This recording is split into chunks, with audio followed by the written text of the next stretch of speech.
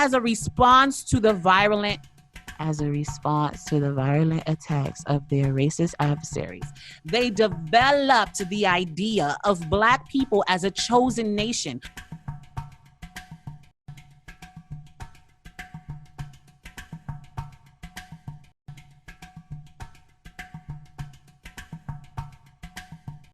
Now he's on another article.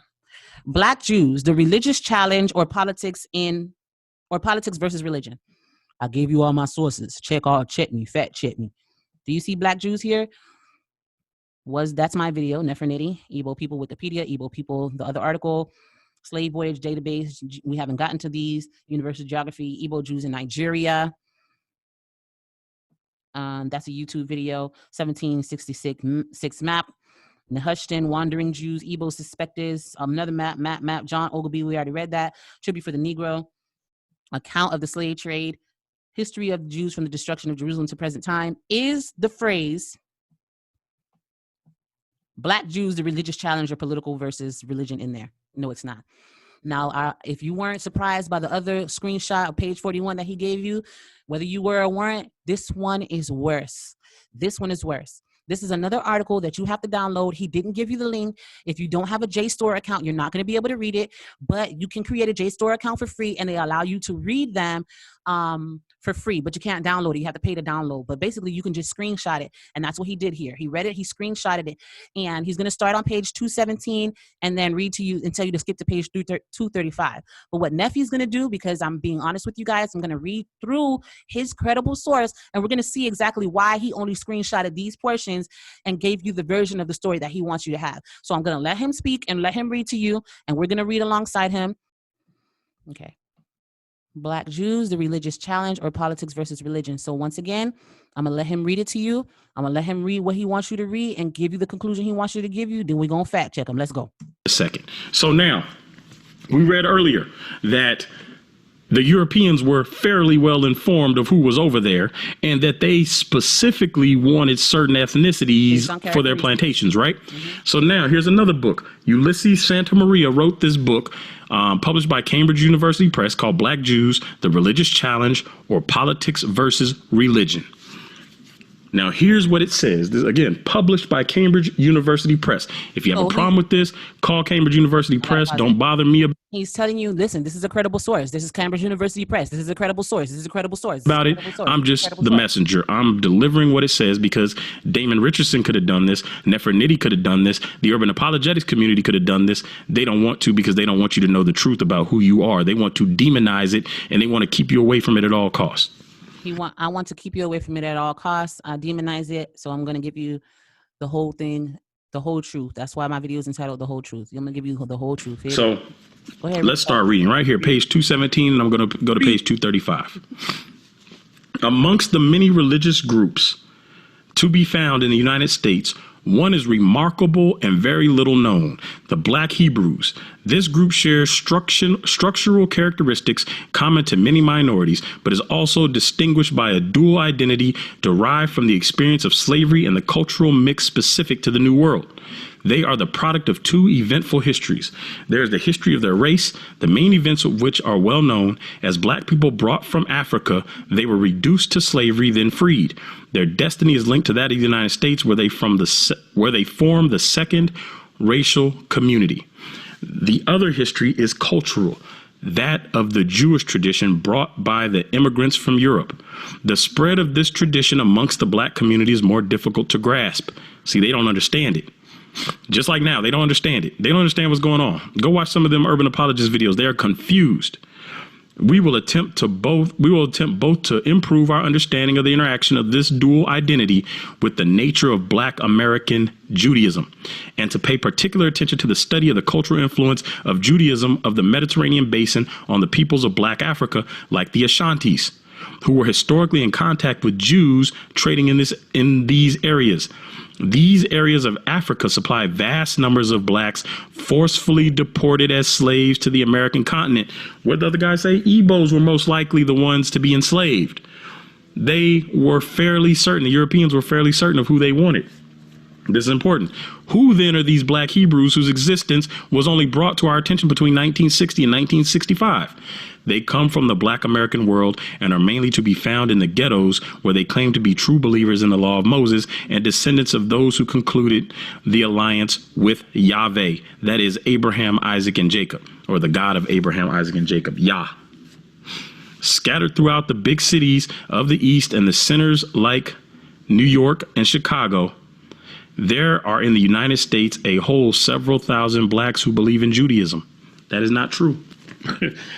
That is not true. There are more. There are a lot more than that now. This is.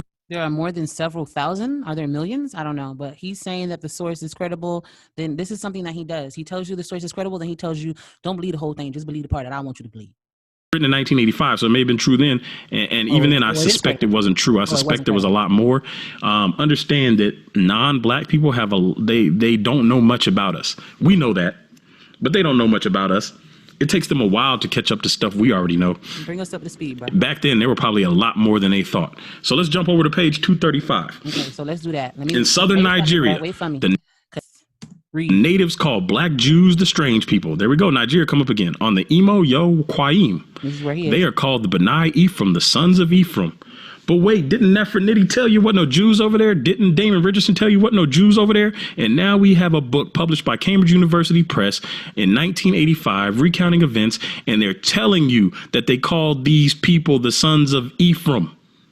Even we found the map that says that they are a different kind of people. Some of them keep the Christian Sabbath, and we see a different map that says some of them are Jews. We see the evidence of their language. We see that they were deported. The Jews were deported to West Africa. Oh, yes. But does this prove that they are the Igbo? No, it doesn't. Go ahead. Does it prove that they're the Igbo? Go ahead, brother. That's the main question. It says they claim that their ancestors came from Morocco, and this is supported by Godby, who noted that their language is a mixture of Maghrebian Arab, ancient Hebrew, and local patois. For example, Abu, meaning father, became Yaba. For mother is close to the Hebrew word. Those Imo Yo Kwaim Jews live in the Ondo district and have a copy of the Torah. So this is another source saying that their language is Hebrew. Did it say that? And yet the urban apologists want you to believe that these Igbo people... their language was Hebrew. It did not say that. It said that it's a mixture of Arabic, Hebrew, and the local language. And then it even told you that before, in addition to Portuguese Jews being expelled there, that there was trade in that area and that they picked up certain word in the trade. But that's okay. Remember the fair-skinned Portuguese who were kicked out of Portugal, and he's saying that they're black. But let's continue. I'm going to let the brother read. Go ahead, brother. Are not who we believe they are. No, they're not. Go ahead. Our ancestors are not who we believe they are.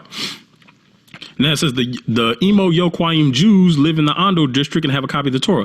The study of customs and rites and the analysis of semantics of these African tribes have led many of their observers to propose some hypotheses and even draw some conclusions. Dr. Alan H. Godby reached the following conclusion. These factors have a very specific significance if we consider the presence of Judaism among the American Negroes.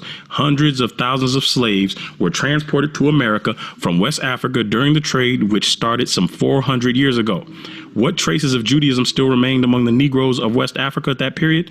To the extent that they were persecuted, they were more likely than other Negroes to be seized during wars and sold as slaves. Let me say that again. To the extent that they were persecuted, they were more likely than other Negroes to be seized during wars and sold as slaves. Why were they more likely? Because the Europeans were fairly well informed about who they were going after. And yet, when you go watch Nefertiti's video, they laughed at these brothers for saying that these people knew who they were going after. When you watch Damon Richardson's video, they mocked these brothers for saying that this is Judah. And here we have another source, not a black source, but another European writing about this and saying that these people were more likely to be seized and that they are linked to Hebrews through language and tradition, just like the other source.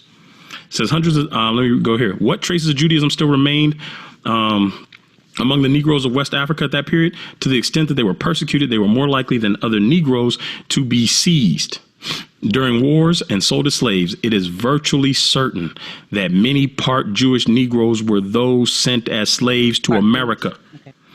How many of them would have been able to conserve some Jewish customs is another question. This conclusion put forward by Gabi, which argues for the existence of a more or less recurrent Judaism in West Africa in the same places as those from which the Negroes were taken, is shared by others such as Maurice Delafosse. But most significantly, it has been adopted by a class of educated Black Americans as a key argument to demonstrate that the Jewish religion is the traditional religion of Africans brought in slavery to the American continent. So there. again, don't tell us we don't have no evidence. Right here, they're saying Judaism. I'm sorry, I don't want to cut you off, brother, but I just want y'all to see that his little screenshot here that he created. He wanted you to know that it was Cambridge University. He wanted you to read page 217, which is the first page of the article. Then you go all the way to the end and read 235 and 236, and then it stops here. Let me see if I can enlarge that. It stops here in slavery to the American continent. So that's important. Because the very next sentence, just like he has done time and time again, the information that he's omitting, the information he's leaving out, shoots him in the foot, and he doesn't want you to see that. I gave you the receipts. These are all the links are in the description. You can go click them and read them. All the links are not in the description. This link is not in the description. Y'all want to look again? It ain't in there. Ain't nothing about no Black Jews and no politics. None of that. He did not put this in there. Why? Because he didn't want you to read it. Go ahead. Presented. If you have a problem with Damon Richardson being a false teacher, that's something you need to address him about, because him and Nefertiti could have found this and presented it to you. And I do not believe that they missed all of this evidence. I do not believe that he missed all of the evidence in this article between the pages of 217 and 235 that I'm about to show you. There's no possible way. You could literally throw a rock and hit this evidence. Even if you weren't even trying to search for this stuff, you could find it. And here's Morocco. Did he show you anything between 217 and 235? He did not. But guess who is going to do it? Neffy. Neffy going to do it for you. So again, I have a lot of notes. And if you see my Excel spreadsheet, in which I put my notes, you'll see that there are a lot of notes in this particular section. You know, I have page numbers and everything. If you want this, you can hit me up, neff@nefertiti.com. You know, I'll forward this information to you guys so you can have it for yourself. But he did not read this to you. So I'm using my notes that I took. I'm not going to read a whole 20 pages because this article is 24 pages. I'm not going to read to y'all 24 pages, but I'm going to bring out some of the elements that he left out. And I'm going to put those sentences that he read in proper context like we did with the proto-history. Okay. So let's go back to he read for you page 217 in its entirety. So that's not necessary. But let's go to page 218, which is the second page of this article. Okay, now I think I'm going to read this whole page just so that you guys understand what's going on, but I'm not going to read everything to y'all because we're only halfway into his video. And so far, everything he's presented is full of holes. We've been to 6 Wikipedia articles. He's showing you selective images from his text and then telling you that this is what it means, leaving out the parts where his same documentation argues against him. And we're only 1 hour into a 2-hour video. And I know, this is long, but y'all gave him 2 hours. So y'all got to give me the right time to address what he's saying. So this appropriation of a religion, of a history that is intimately connected with the search for an identity, a legitimacy for their race, and it leads them to the conclusion. What leads them to a conclusion? The appropriation of a religion and a history intimately connected with the search for an identity leads them to the conclusion that the Black Hebrews are the descendants of Abraham, Isaac, and Jacob. It is they who are the holders of the true faith. It is they who are the authentic Jews. The need for an identity led them to the appropriation of a religion and a history that is connected with a search for identity. Let's keep going. But because their own past escapes them, because slavery destroyed every trace of their individual and social existence on American soil until 1865, which is the date of abolition of slavery, they have had to rediscover their own racial, social, and political identity, and the need and desire to affirm their Blackness, even their absolute superiority in all areas over the white man. But despite all the arguments, the legitimization of their claims, the vindication of their racial anteriority, they cannot deny that they lost their motherland. America is the land of the white men, the oppressors, those who love the master and beats them, and the earth that he stagnates in is a human dog. And this is where the second claim made by Black power comes in. Blacks need their own country, a country for the Blacks. But what land? African land?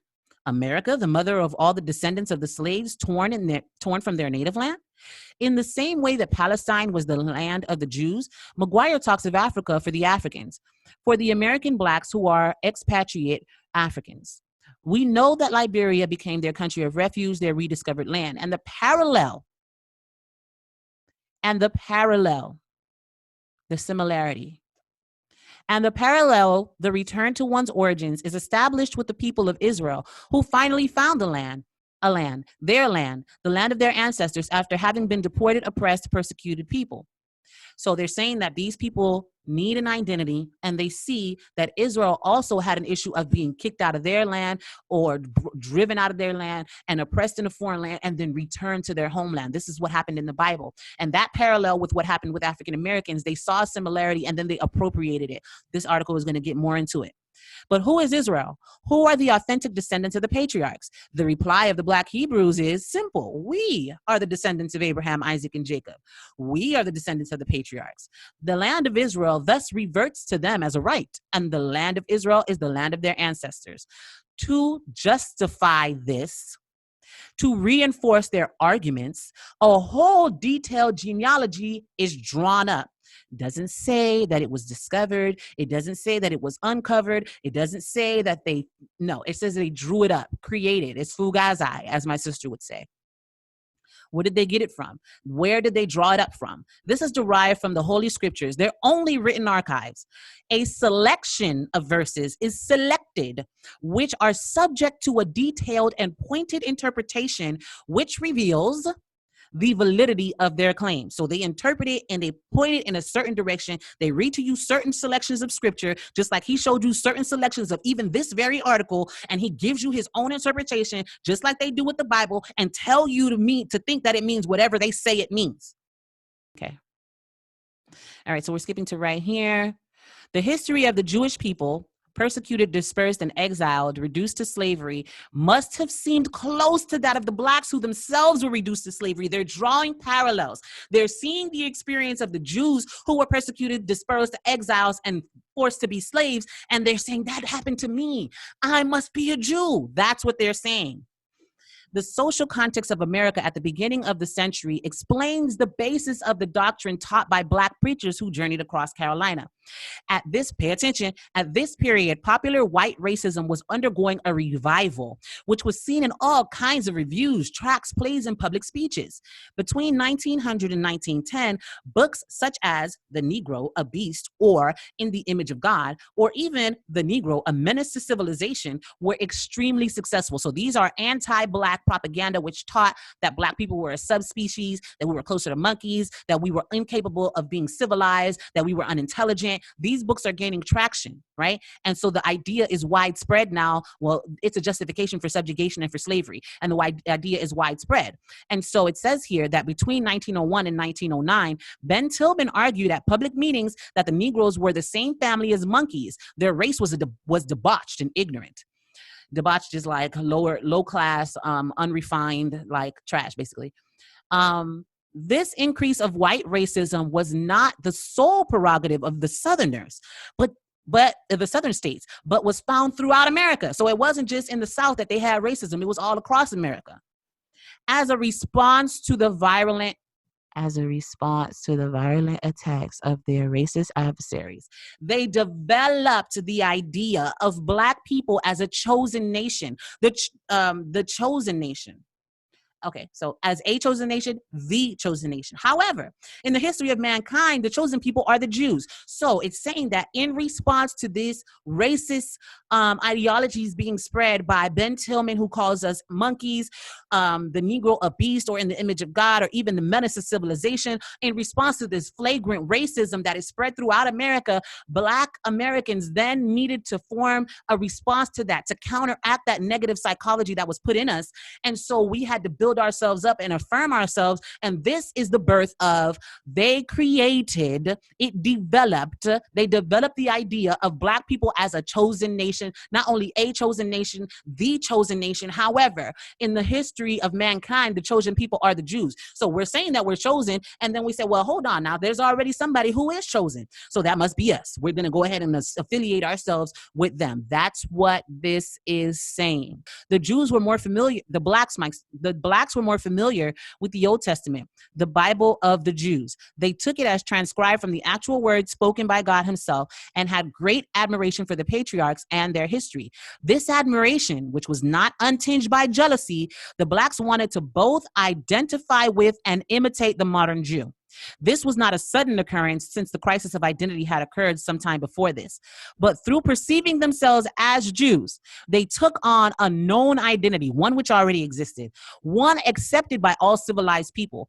Furthermore, the blacks had seen the Jews who had lived beside them and watched and understood their social ascent. Ascent means climbing, descent means going down. So it says that they watched and understood their social climbing, their financial success, their progressive integration into the richer classes. The proximity of the white Jews had a considerable effect on the Black population of the ghettos. Through watching them live, they had recognized the validity of Booker T. Washington's statement on the need for Blacks to model themselves on the Jews. The Black population can be seen to have undergone an posteriori conversion, posteriori meaning afterwards, a hindsight, an afterwards conversion. The term convert should, however, be qualified and juxtaposed or put next to the term mimetic. Thus, a mimetic conversion can explain the appropriation of the Jewish religion by some Blacks from the ghetto. And what does appropriation mean? You take on something that don't belong to you. An appropriation which went from a pure, well, not something that doesn't belong to you, but it means to take on something for yourself. So it went from a pure, let me read it again. The term convert should, however, be qualified and juxtaposed with the term mimetic. Thus, a mimetic conversion can explain the appropriation of the Jewish religion by some Blacks from the ghettos. An appropriation which went from a pure and simple annexation. To annex something is to put next to each other. So it went from something of you just wanting to be near them and like them to a search for assimilation, which is integration. You wanted to be accepted by the group. That's what assimilation means. And recognition. So they sought not only to be blended in, but also to be recognized by the white Jewish community. During the 60s, a totally new current developed. Black Jewish communities were created that were ideologically distinct from the older ones. The primary search for a communal religious life gave way to a search for glorious identity, or at least a historical one. Same thing with the Igbos. They're looking for a historical identity. Even Dante told you that they're looking for a historical identity. This is the issue. What is particularly interesting about the book is that it is a synthesis. A synthesis is a bringing together, a synthesis of a whole system of explanation, of a whole theory, which is constructed and structured by Black Jewish groups. Black Jewish groups who saw the parallels between themselves and the Jews and appropriated the religion after seeing Jews in their own ghettos, who did this in response to racism that was being propagated by white people. So white people are telling you you're nothing. I'm going to find something to tell me that I am something. And what I am is a Jew, because everybody respects the Jews and they are the chosen ones of God. This synchronic or synchronistic study of their existence acquires the charm of a myth, the mythology of Black Judaism. This is Dante FORTSON'S article that he did not want you to read. He did not provide a link to this article in his video. He gave you a screenshot of it, of only certain portions that he wanted you to read. This article is telling the truth. This about the whole context and the origins of the Black Hebrew Israelite movement in America. And it's so ironic that it mimics the same thing that the proto-history says about the Igbo people and their need for an identity.